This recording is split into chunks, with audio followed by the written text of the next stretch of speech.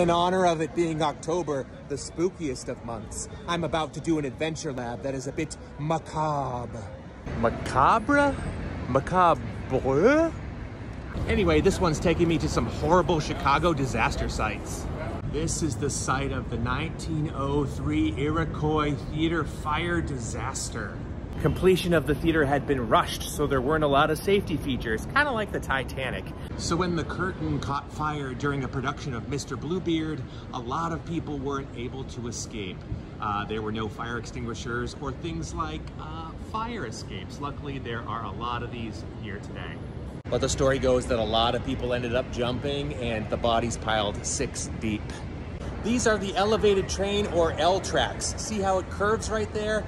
This is the site of the worst derailment in CTA history. It happened in 1977. 16 people died and over 100 people were injured when a train got bumped and it got knocked right off those and it dragged 3 other cars with it. So there's safety things in place now, so I don't think that can happen today, hopefully, because I ride this all the time.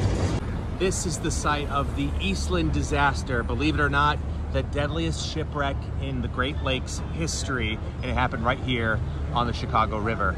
The steamship was overloaded with Western Electric workers and their families on their way to a picnic excursion. It's hard to believe that the ship was still partially attached to its mooring when it tipped and killed 800 people. I've always found it fascinating that they couldn't make it to the sides because it's not a wide river, but they must have been trapped below deck. Who knows? This is the CNA building, otherwise known as Big Red. In the 90s, it had a real problem with glass breaking and shattering due to thermal changes. In 1994, someone was injured by falling glass, and in 1999, yes, the problem still hadn't been fixed by then, a woman was killed. The last stop on this disastrous adventure lab takes me to the Congress Plaza Hotel.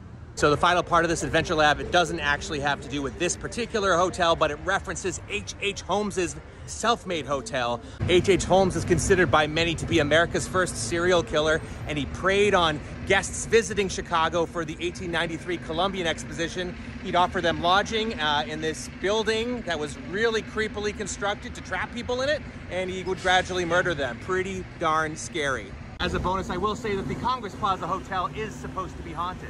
And that's it. Adventure Lab complete.